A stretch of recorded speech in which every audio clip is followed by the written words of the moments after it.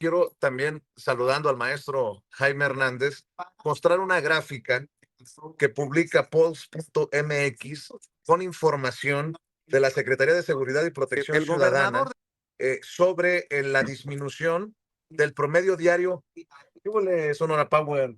Demián Duarte ya pasó por aquí también. Ha disminuido el promedio diario de homicidios dolosos. ¿Qué pasó, mi querido Demián? Saludando las estrellas. Es todo. Un abrazo. A ver, está claro. Yo creo que Ceci por ahí debe de tener ya la gráfica de cómo disminuye el promedio diario de homicidio doloso. Y hay otra gráfica que mostró Ceci más temprano de lo que dice el Instituto Reuters y la Universidad de Oxford, de los periodistas más influyentes. Nos incluyen a nosotros en la lista, al Chapucero, al Charro Político, a Campechaneando, pero están acaparando esa lista Aristegui, Carmen Aristegui, Carlos Loret de Mola, Joaquín López Dóriga, Ciro Gómez Leiva, etcétera, etcétera, etcétera. Pues dices, con razón, la percepción no va de la mano con los resultados, o los resultados no van de la mano con la percepción, porque la prensa, esa que cayó, todo lo que está diciendo el maestro Paco Cruz en su momento, por órdenes de Genaro García Luna, es la que anda desatada, creando la percepción de que estamos peor que antes.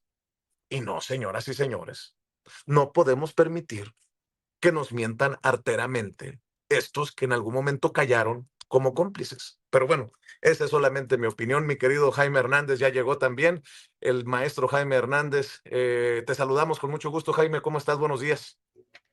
Muy buenos días, caballeros. ¿Cómo están? Querido Paco Cruz, querido Vicente. Aquí, listo. Es que hay un chorro de cosas. Déjame ver si le entras con esto, o déjenme, porque muchas personas me dijeron, no, estás inventando, Vicente Serrano. Ayer que mencioné que el alcalde de Chicago, Brandon Johnson, había pedido a la ONU investigar al gobierno de Donald Trump por medidas abusivas contra los inmigrantes. Bueno, el viernes habló ante el Consejo de los Derechos Humanos de la ONU y le estoy pidiendo a Ceci que me destaque, que nos rescate una parte de este discurso de Brandon Johnson. A ver si la querida Ceci nos muestra el material que le estoy pidiendo. Mi querida Ceci, le estoy mandando el material, le encargo por favor que me lo clasifique, pero tú dices, mi querido Jaime, porque ayer también vi que en No Apto para Cínicos hablabas pues de este encuentro, no sé qué tan desafortunado, con personajes de lo más alucinante que tiene este sector del periodismo, ¿no? Alarraqui, Rubén Moreira, Mario Di Constanzo, y todos estos personajes que estaban reunidos con Carlos Manso, que son muchos de los que hoy están en pie de guerra con el tema de Carlos Manso, generando percepciones.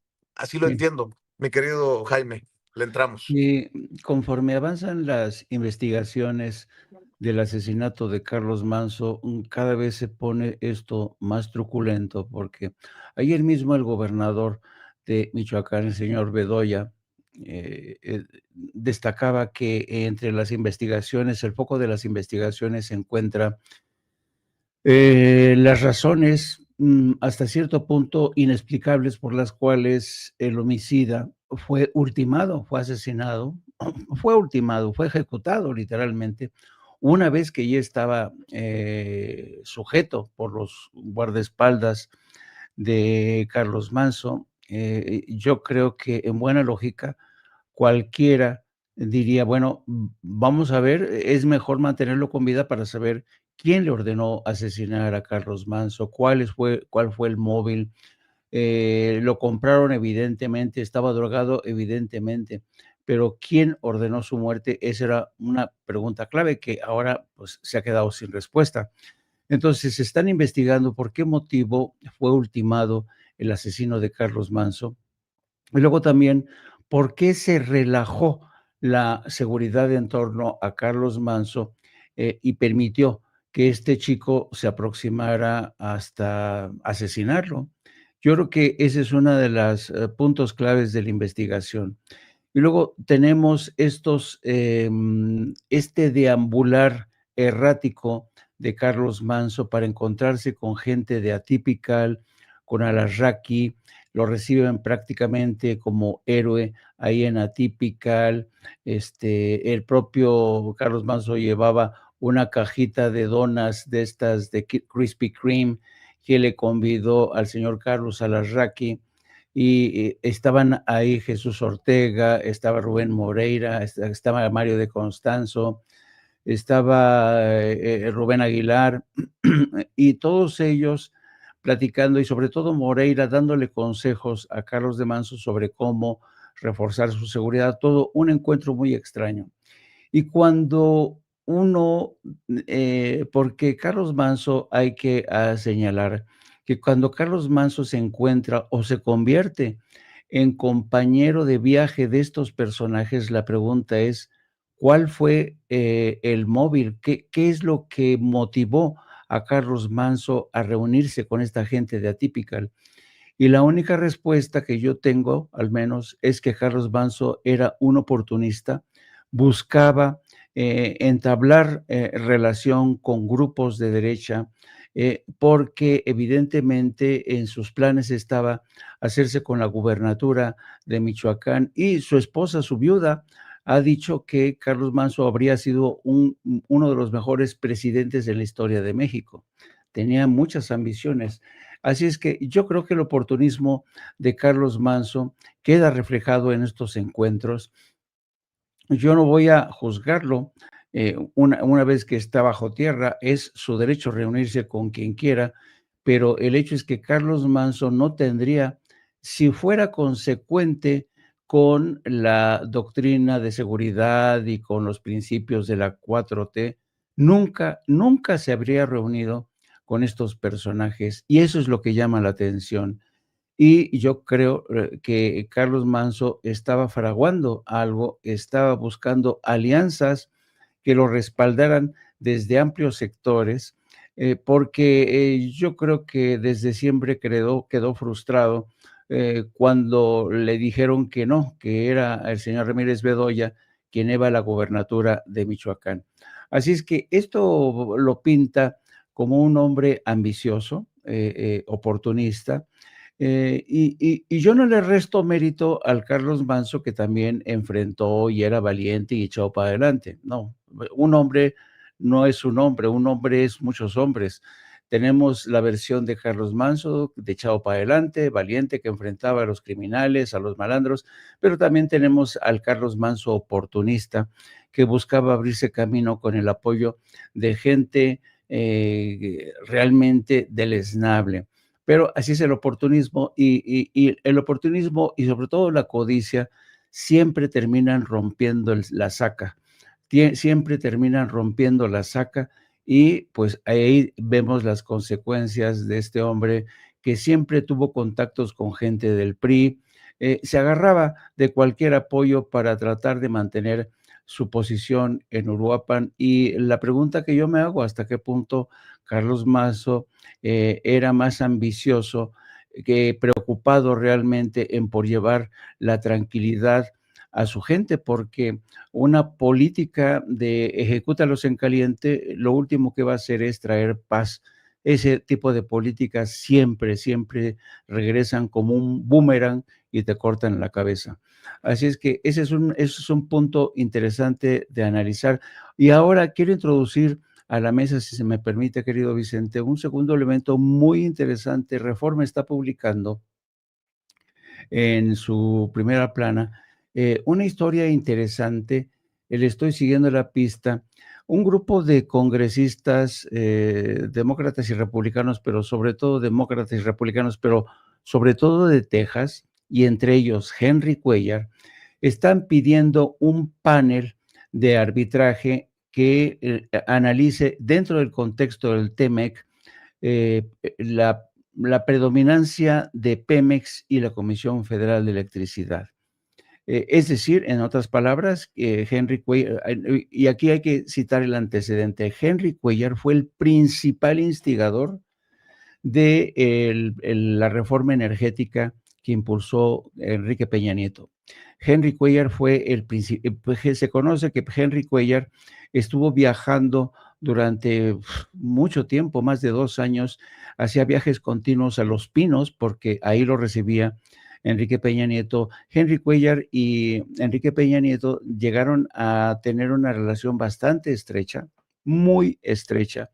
Henry Cuellar, cuando era candidato Enrique Peña Nieto y fue a la pasarela a Washington a enseñar su cuerpito serrano y decir que él era el candidato de un PRI que ya había cambiado, ya no era el dinosaurio de antes, sino que era un nuevo PRI, el equipo A, ¿se acuerdan? De Enrique Peña Nieto. Llega a Washington y Henry Cuellar le abre las puertas en el Capitolio, y en el Capitolio metafóricamente le alza el brazo y dice ante sus colegas: este es el futuro presidente de México. ¿Por qué? Porque Henry Cuellar contaba con el respaldo. Henry Cuellar es tejano, está muy vinculado a las empresas petroleras, lo mismo que los otros 4 colegas de Texas que están impulsando este panel de arbitraje, porque no les pareció en absoluto los cambios, la modificación a la Constitución que impulsó Andrés Manuel López Obrador y mantiene Claudia Sheinbaum. No les ha parecido en absoluto. ¿Por qué? Pues porque los jodió, porque ellos trabajan para empresas petroleras. Sí, están al servicio del pueblo, se supone, pero, y no es la primera vez que acusan de Henry Cuellar de corrupción. Así es que está muy interesante este tema. Ojalá que desde la Secretaría de Hacienda, Economía y Palacio Nacional le pongan ojo a este intento de Henry Cuellar y Camarilla de introducir un panel de arbitraje en el TEMEC para dar marcha atrás en el predominio de Pemex y la Comisión Federal de Electricidad en el sector energético. Y ahí me detengo, querido amigo. Gracias, mi querido Jaime. Déjame saludar también a Norman Pearl, que ya llegó, ya está listo también para hablar sin censura. Estaba viendo que Máximo Allende, en exclusiva para Subjetivo Noticias, su espacio, Máximo Allende ha documentado cómo, luego de que Javier Alatorre y Ricardo Salinas Pliego posicionaran este tema de los adolescentes en el crimen organizado, de los niños sicarios, de cómo este muchachito de 17 años mató a Carlos Manson. Bueno, pues por un lado, Ricardo Salinas Pliego y Javier Alatorre están atacando el programa de Jóvenes Construyendo el Futuro, pero Grupo Salinas tuvo o ha tenido más de 4,000 becas precisamente a través de este programa de Jóvenes Construyendo el Futuro entre 2019 y 2023. Estaba viendo lo que publica Máximo Allende, todo, hay que decirlo, todo el crédito y todo el reconocimiento a Máximo Allende. Salinas Pliego tuvo 4,000 becas de Jóvenes Construyendo el Futuro. O sea, Grupo Salinas se ha beneficiado de lo que hoy critica. No, pues qué desgraciados, qué culebras.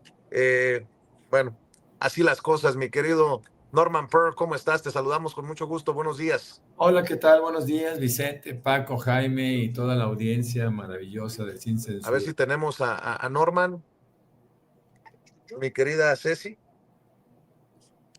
A ver si logramos la conexión. Perdón, con Norman. Entonces yo soy el del problema, perdón. Estoy perdiendo la conexión. Perdón por interrupción, mi querido Norman, adelante. No, no te preocupes. Estaba dándole los buenos días o deseando los buenos días a la audiencia y a ti, Vicente, Jaime y Paco. Pues mira, me llama mucho la atención esta investigación. Es una investigación contundente, devastadora para el Grupo Salinas, como todas las acusaciones que ha venido desarrollando en términos fiscales, en términos económicos, etcétera, etcétera. La circunstancia, primero hay que explicar que Jóvenes Construyendo el Futuro es una beca que da el gobierno para que trabajen en alguna empresa. Esa empresa no tiene que pagar absolutamente nada, sino simplemente al terminar un año, que es el plazo específico que se les da, los contratan o simplemente los dejan ir. Pero beneficiarse con 4,000 becas implica un financiamiento por parte del gobierno para el grupo Salinas. Y hablar de 4,000 personas, de 4,000 jóvenes, pues es hablar de dinero. Yo creo que Salinas siempre ha buscado beneficiarse de los gobiernos sucesivos sin poner nada a cambio. Entonces, estos ataques que hace sobre los niños sicarios, pues tú lo dices muy bien, son incongruentes porque justamente el propósito de fondo de Jóvenes Construyendo el Futuro es alejarlos del crimen organizado, alejarlos de la posibilidad de ser contratados o enganchados por estos criminales y que ellos puedan decidir su vida en función de un trabajo serio, de un trabajo honesto. Qué tristeza, una tristeza más con respecto al grupo Salinas, que bueno, ahorita está acorralado por donde quiera, se hunde y se hunde de una manera estrepitosa, pero se hunde por sus conductas, se hunde porque el mercado existía para poder sobrevivir de una manera justa, pero por ejemplo, hablar de Electra es hablar de explotación. Lo vimos inclusive cuando la pandemia, que los obligaban a ir a trabajar a pesar de estar en ese nivel de riesgo, inclusive muchos enfermos. Luego, por otro lado, encontramos también que TV Azteca pues, no tiene ninguna justificación para estar en el mercado, porque TV Azteca simplemente sus contenidos y sus ataques en contra del gobierno o los gobiernos pues han sido motivos suficientes para que se cancelen esas autorizaciones, por decirlo folclóricamente, de la cual disfrutan. Yo creo que el Grupo Salinas finalmente va a tener que entender que ya llegó el momento de empezar a enfrentar sus compromisos de carácter fiscal, de carácter económico con acreedores, y bueno, pues ya su vida se va a reducir en términos de participación. Seguramente Ricardo Salinas seguirá gritando, seguirá escandalizado por lo que está pasando, pero él es el único culpable de lo que le sucede. Así que bueno, fíjense que ayer justamente hacíamos una reflexión con respecto a esa reunión de Alarraqui que tuviera con Carlos Manso. Yo había visto un pequeño video de la entrevista de Alarraqui con Manso, y Manso se mantuvo respetuoso con respecto al expresidente López Obrador, con respecto a la presidenta, hablaba de la seguridad, hablaba que él quería que se reforzara el apoyo para cumplir su propio proyecto político, eso hay que decirlo. Pero también yo concluía, bueno, era una reflexión que hacía, que este video que ustedes están viendo en este momento fue filtrado por Alarraqui con un sentido. ¿Y cuál era el sentido de filtrar este video hasta ahora y no en el momento cuando se da la entrevista, que fue hace varias semanas? Lo hace con el deliberado propósito de sugerir o asumir que Manso fue su muerto, que fue el muerto de la derecha, que era de la derecha y que ellos tenían derecho de golpeteo. Estos son de las conclusiones que lamentablemente tenemos que sacar, porque es muy deliberado la filtración del video en un momento oportuno para decir, este era nuestro hombre y mataron a nuestro hombre y la derecha es un mártir de la derecha, etc. Nada más alejado de la realidad. Efectivamente, como lo dice el maestro Jaime Hernández, yo coincido, he estado coincidiendo en ese sentido, que Carlos Manso pues, era un hombre muy ambicioso, que efectivamente estaba buscando el apoyo por parte de la derecha, porque él de independiente tenía muy poquito. Él ganó ciertamente su candidatura como presidente municipal y ayudó a que se ganara una diputación federal y una diputación local por su popularidad. Eso es cierto, pero también no hay que negar que él está, y esto es la evidencia, que él estaba buscando el apoyo de la derecha. Él sabía que iba a llegar, que la única posibilidad de llegar y de competir, por ejemplo, en la gubernatura de Michoacán contra Morena, tendría que ser con el apoyo del resto de los partidos. Y eso significaba una empresa bastante complicada, porque Morena es terriblemente fuerte en Michoacán, Probablemente cualquier candidato, lo vimos cuando quitan a Morón como candidato y lo sustituyen por Ramírez Bedoya, ya que el INE en una jugada lo dio de baja a Morón. Morón era el candidato favorito. Ramírez Bedoya fue el suplente y aún así ganó con mucha facilidad, porque Morena tiene mucha presencia, la izquierda tiene una presencia antigua en Michoacán, y yo creo que la reacción del pueblo pues siempre es en apoyo. Ahora que se difunde este video, pues es un video que Alarraqui no calculó. Alarraqui, y me imagino que Claudio X González y todo el grupo de derecha no calcularon que tendría un efecto, un doble efecto, ¿no? El primero es, ellos quisieron mostrar que era su hombre y por lo tanto su muerto. Y por otro lado, nosotros entendemos que este video también de alguna forma denuncia pues que había que Carlos Manzo no era tan independiente como él mismo quiso hacerlo saber. Su esposa la veo con posibilidades políticas muy bajas, nulas diría yo, porque no tiene ni el carisma, ni el discurso, ni la credibilidad que debe de tener un candidato cuando pretende ascender en términos políticos, mi querido Vicente, Paco y Jaime.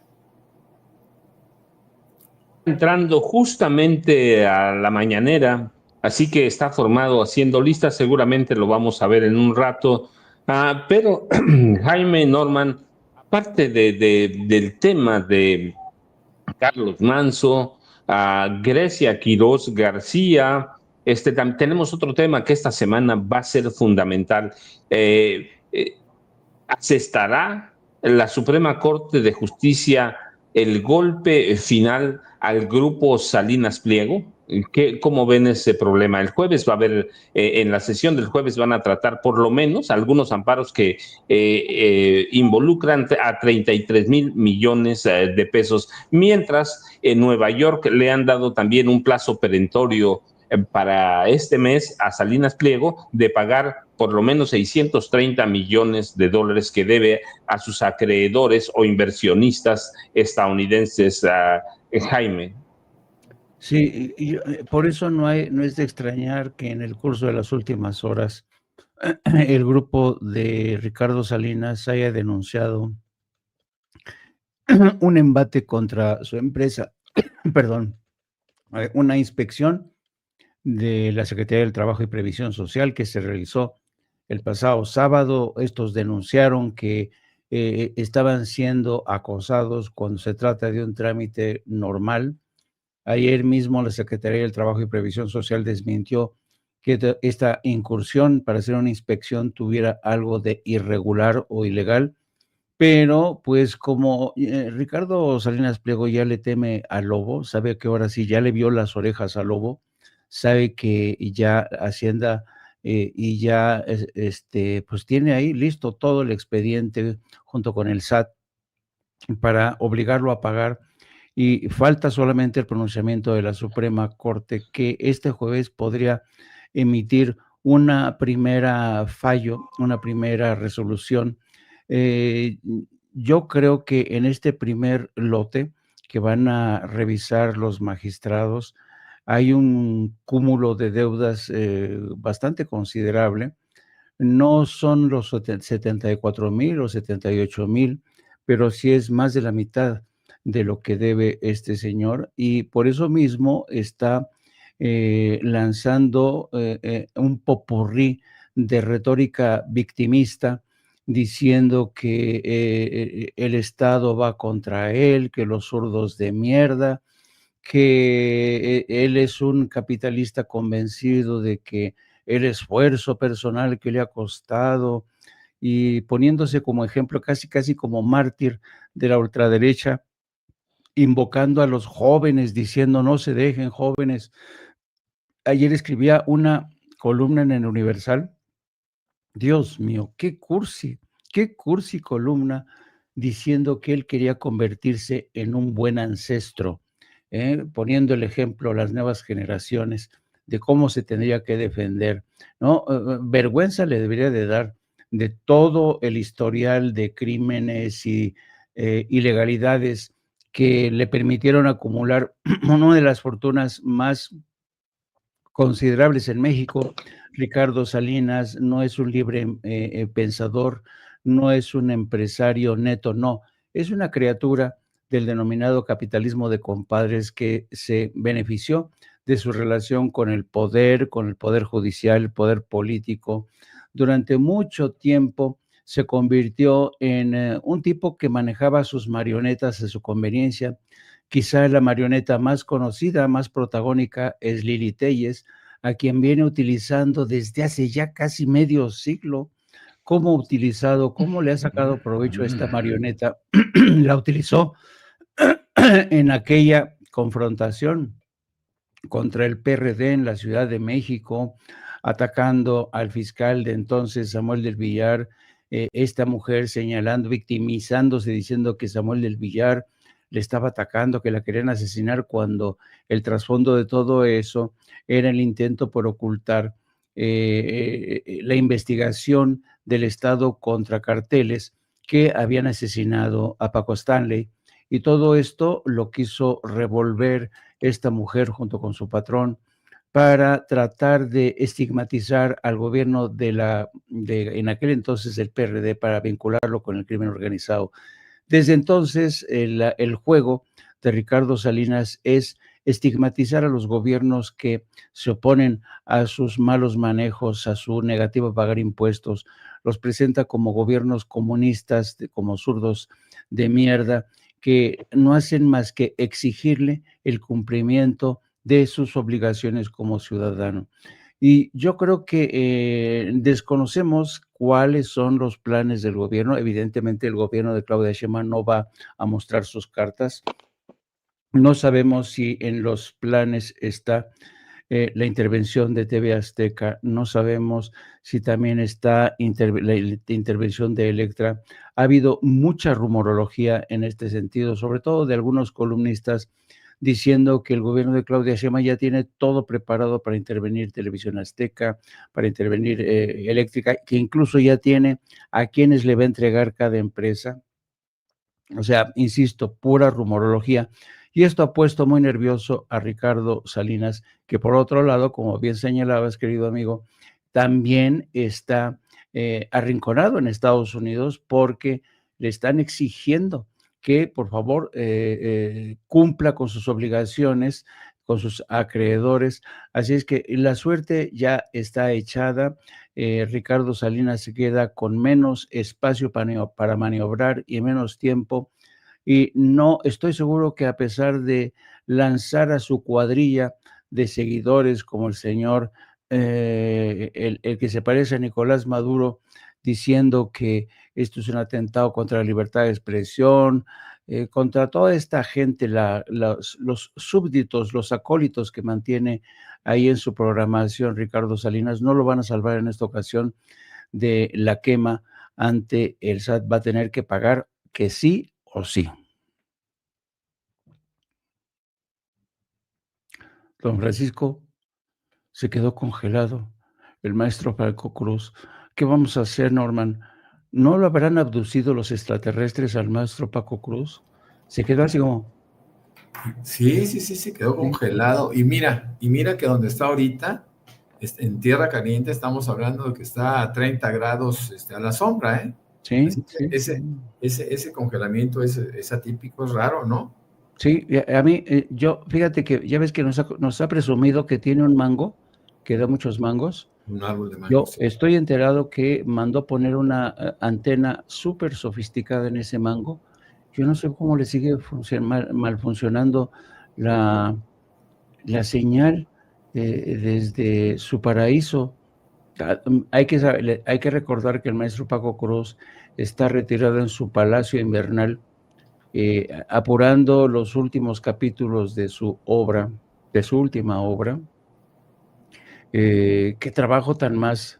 Yo nada más imaginar los amaneceres del maestro Paco Cruz, que se toma un cafecito y se concentra en esa hoja en blanco para seguir con un capítulo más. Digo, ay Dios, santo cielo, eso de escribir de verdad es una labor titánica. Bueno, pero sigamos adelante, querido Norman.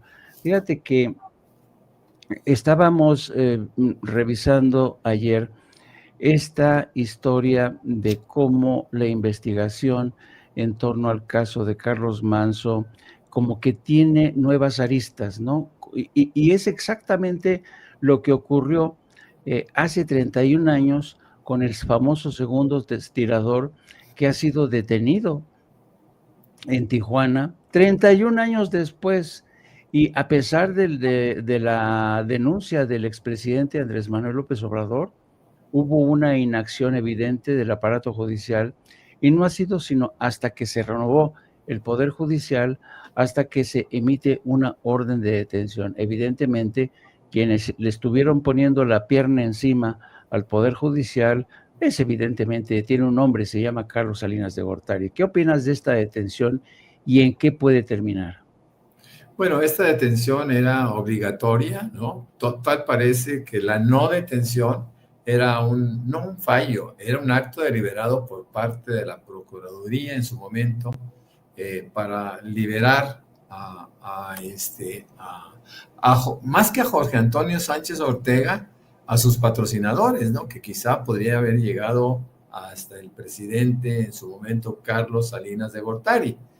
Se tardaron mucho. El expresidente López Obrador lo dijo en enero de 2024, estableció que la Fiscalía estaba tratando de emitir una orden de aprehensión, bueno, de buscar una orden de aprehensión a través del Poder Judicial, pero el Poder Judicial se lo negó, y se lo negaba porque finalmente eran uno mismo. Acuérdense a la señora Piña, como ella era por Peña Nieto, y obedecía evidentemente a presidencias priistas que establecían una condición de comportamiento político, ¿no? Y ella simplemente siguió bajo la tutela de los mismos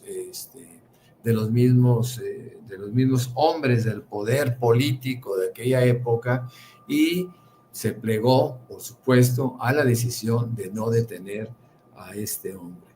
Yo creo que su detención nos va a dar luz en muchos sentidos. Ayer decíamos que era un presunto asesino de Colosio, aun cuando las investigaciones poco creíbles también de la Fiscalía, bueno, de la Procuraduría en aquella época, establecían que el disparo que hubiera hecho Jorge Antonio no era mortal. Bueno, esto era bastante atrevido decirlo, ¿no? Porque no sabemos cómo se comporta un organismo, y tampoco podemos pensar que era exactamente esa la bala. Ahora hablan de que fue un solo disparo, y ¿por qué no pensar en que fueron varios disparos? ¿Y todo por qué? Porque tenían la posibilidad de ocultar lo que quisieran. Entonces yo creo que esta detención de un individuo que estaba con su chamarra hace 31 años, una chamarra blanca, manchada de sangre del ex candidato Colosio, que también tenía en sus manos residuos de pólvora, lo cual sugería que había accionado un arma de fuego. En fin, todo esto fue de alguna manera minimizado por la Procuraduría, y recuerden que es Genaro García Luna, quien es su director ¿cómo se llamaba ese organismo? El CISEN, que por cierto citan que tenía apenas 25 años y era su director de CISEN. Tuvo padrinos políticos muy importantes para un crecimiento. Imagínate un joven de 25 años como su director del CISEN. Bueno, este hombre, Genaro García Luna, vuela a Tijuana, hace los trámites que sean necesarios, lo saca de la cárcel y se lo lleva. Y se lo lleva a la Ciudad de México, y después entiendo que fue reasignado en Sinaloa en una posición importante. Así que nosotros tenemos que estarnos preguntando todos los días qué pasó. Mucha gente se preguntaba desde hace 31 años, ¿qué pasó con este segundo tirador, no? ¿Fue realmente el asesino? ¿Fueron sus balas las que cegaron la vida del candidato? ¿O tenemos que pensar que fue Aburto, quien Aburto siempre negó? Claro, antes en la primera fase de torturas aceptó que no había sido, pero después lo negó.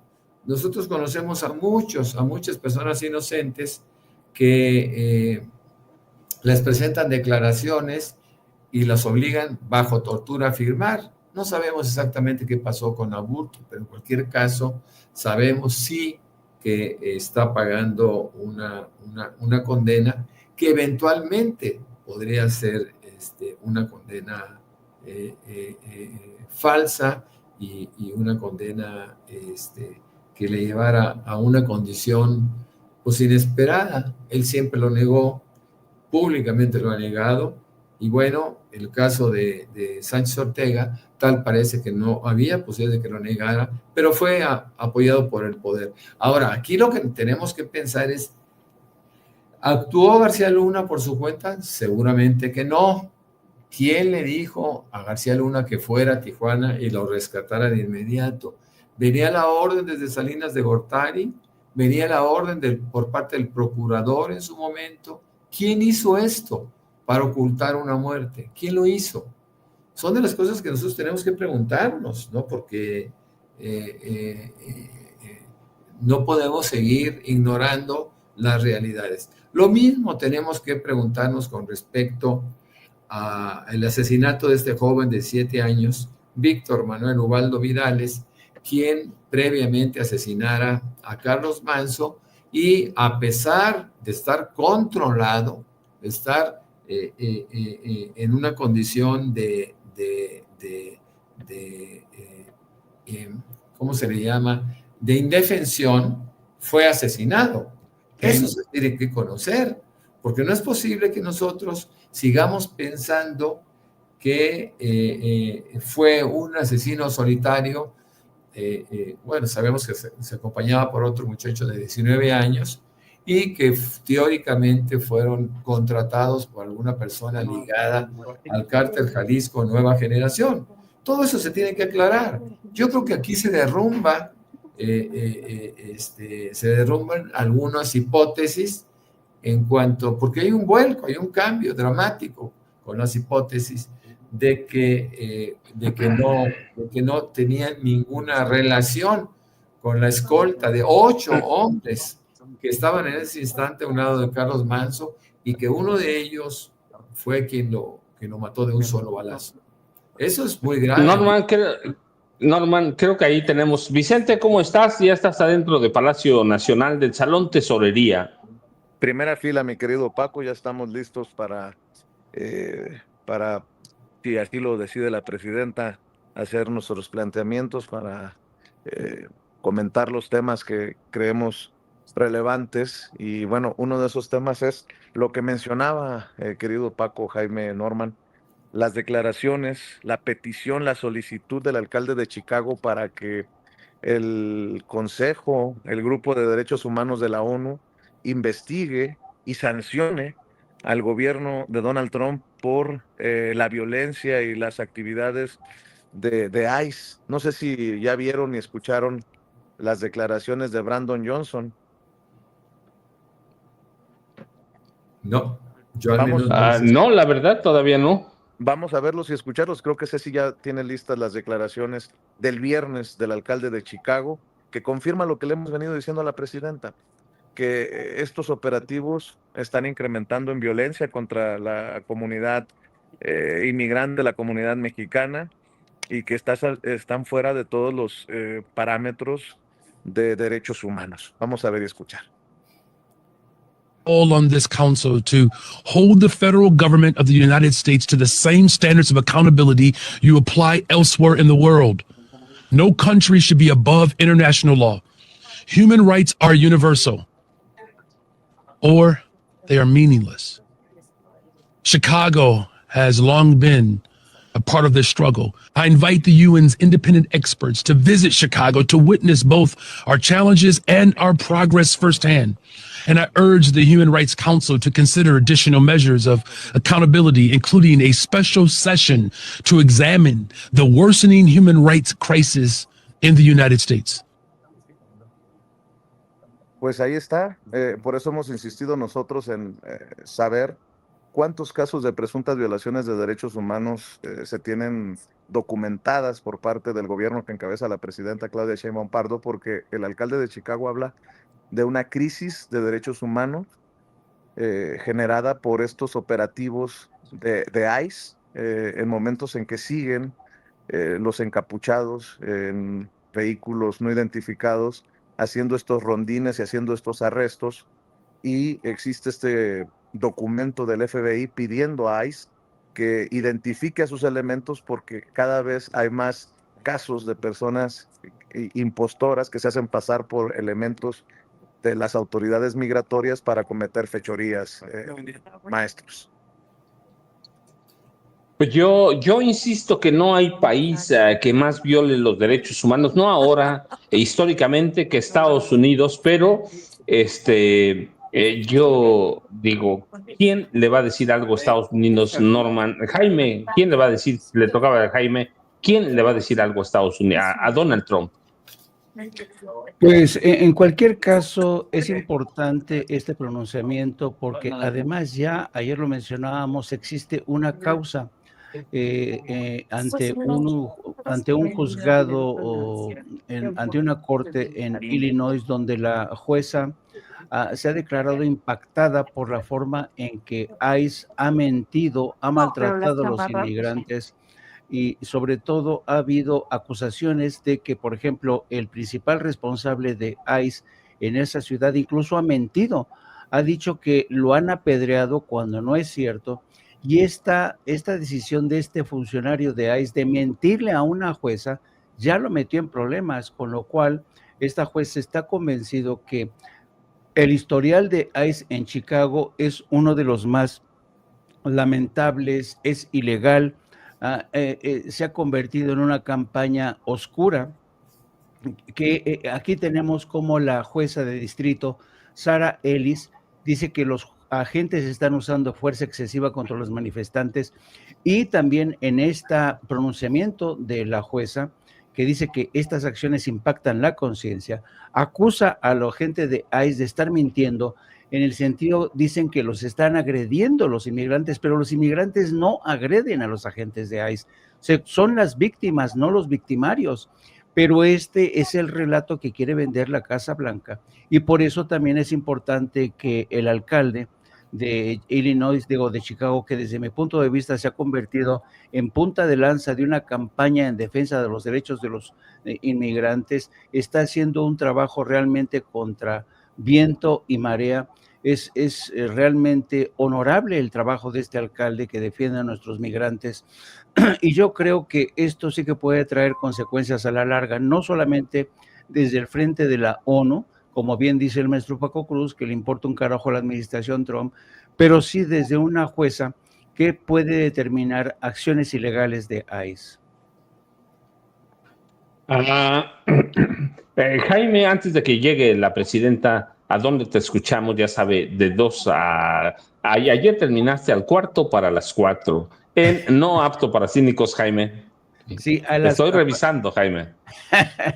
A partir de las 14 horas, ahí los espero en No Apto para Cínicos. Hoy vamos a seguirle la pista a esta forma tan extraña en que los demócratas claudicaron ante los republicanos para reabrir el gobierno. Es interesante. Y también vamos a seguir hablando de este intento de este grupo de congresistas demócratas y republicanos para obligar al gobierno de México a que, obligar, mejor dicho, a los tres gobiernos a reabrir un panel de arbitraje para revisar ¿Qué pasa con Petróleos Mexicanos y qué pasa con la Comisión Federal de Electricidad? Es un intento de las grandes corporaciones por dar marcha atrás en muchos de los cambios, incluso constitucionales, que introdujo Andrés Manuel López Obrador, para que Estados Unidos vuelva a poner sus garras sobre la industria petrolera y la industria eléctrica. De eso vamos a hablar. Ahí los espero a partir de las 14 horas. Norman, a ti te cortamos cuando estabas en el caso Colosio y todo lo que representa la detención de Jorge Antonio. ¿Con qué cierras? ¿Con qué nos dejas? Bueno, me llama la atención, ya al margen del tema de Colosio, que seguramente pronto conoceremos mucho más de la evolución que tendrá seguramente este proceso en contra de Jorge Antonio Sánchez Ortega. Yo ayer comentaba justamente aquí en Sin Censura y escuchando al alcalde de Chicago, Illinois, que básicamente esta violación de los derechos humanos no te da derecho a ti, Donald Trump, para, por ejemplo, con mucha ironía, Trump dice que quiere invadir Nigeria por una violación de los derechos humanos, ¿no? Porque han asesinado a cristianos, a cristianos básicamente. Pero bueno, él no sabe muchas cosas, entre otras que han sido básicamente musulmanes a quienes han asesinado estos grupos terroristas que operan en Nigeria.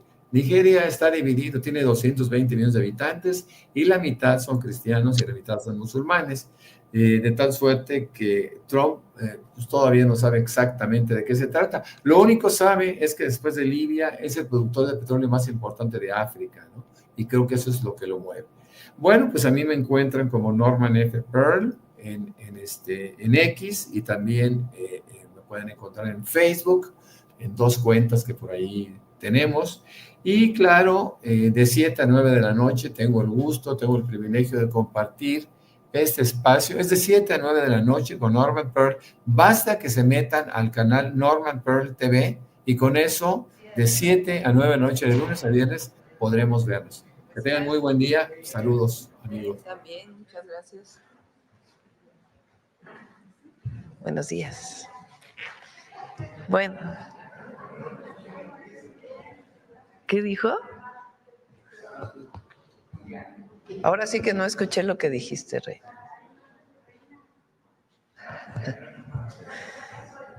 Bueno, el día de hoy me acompañan, gracias, siéntense por favor. Rosa Isela Rodríguez, secretaria de Gobernación, Omar García Harfuch, secretario